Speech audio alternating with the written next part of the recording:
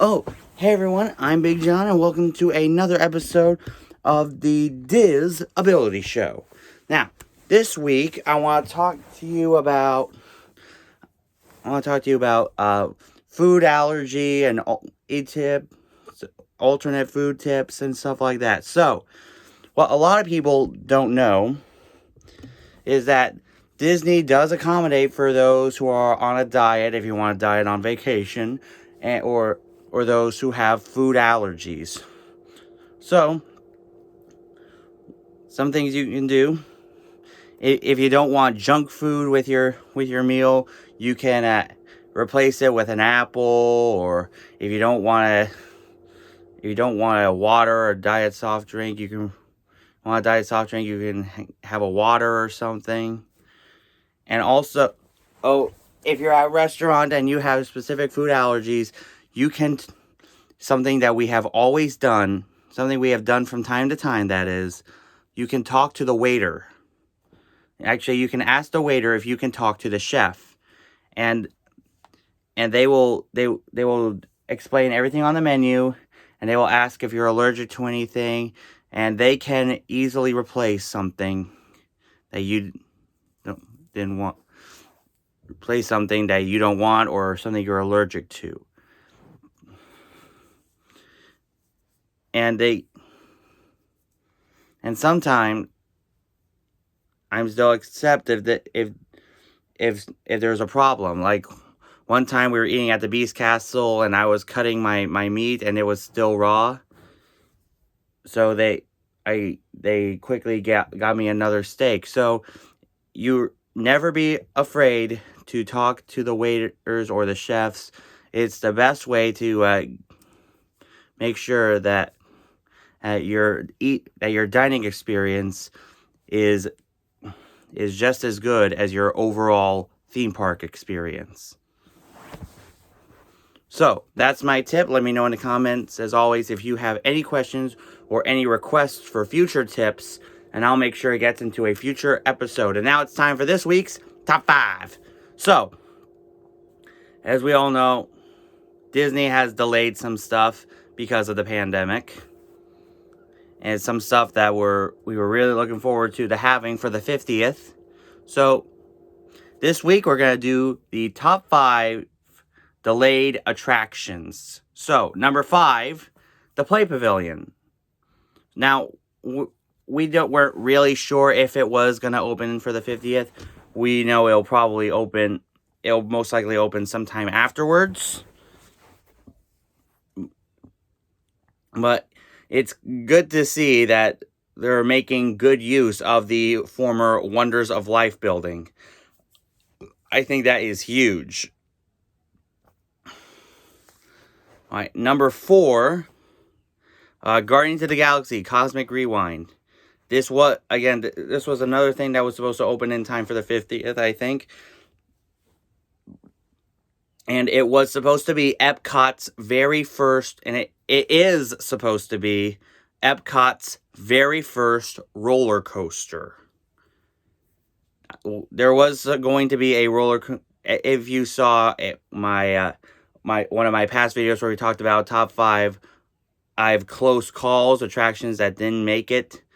We talked about that there was supposed to be a roller coaster ride through Mount Fuji in the Japan Showcase, as well as a version of the Matterhorn and a proposed Switzerland pavilion. But we know that Guardians will open, hopefully, during the 18-month-long celebration that is the 50th anniversary. All right, number 3, the Tron Light Cycle Run. Another thing that was supposed to open in time for the 50th, but has been delayed because the parks were closed last year.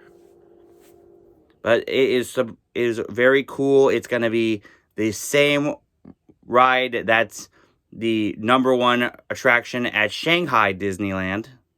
And as long as it doesn't loop, I'm going to ride it. All right, number 2, Remy's Ratatouille Adventure. This was supposed to open last summer, but the good news of it is going to open in time for the 50th. In fact, for those of you who don't know, it is going to open on the date of the 50th. And guess what? Park reservations have already been full for Epcot for that date.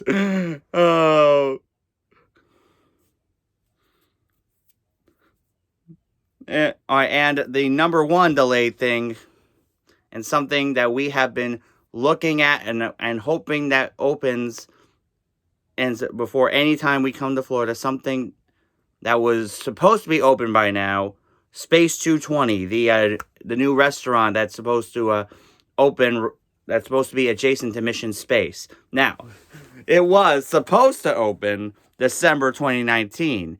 Then it got delayed to spring 2020, but then COVID happened, and we haven't heard anything about an opening date for the restaurant since, but we have heard recently that they are hiring some positions for the restaurant, and we are hoping that if it doesn't open when we go later this summer, hopefully next April, we can see it open and we can finally experience it for ourselves. So, that's this week's Top 5. Let me know in the comments what your favorite delayed attraction is at Walt Disney World. And now, we're going to talk about a delayed attraction that finally opened over at Disney's California Adventure at Disneyland. Yesterday, Avengers Campus at Disney's California Adventure had finally opened. Now, it was supposed to open on July 18th, 2020, my birthday. But I'm glad to see that it has finally reopened, and it is so cool. Well, I mean, Guardians of the Galaxy Mission Breakout is already a popular attraction there, and now it has been gone from Hollywoodland to Avengers Campus because they're right next door to each other, and there are so many amazing things there. You got characters waving to you from the balcony, and sometimes they'll do stunt shows from there. Like if a villain shows up, the Avengers will stop them. And there's also this cool thing where there's a stunt-tronic, an audio animatronic that does stunts. A stunt-tronic Spider-Man leaps into the air and lands in another building, and then a guy in a Spider-Man suit comes out and does this as if he was the one that actually did it. Also, you'll find shows like The Women of Wakanda and Doctor Strange.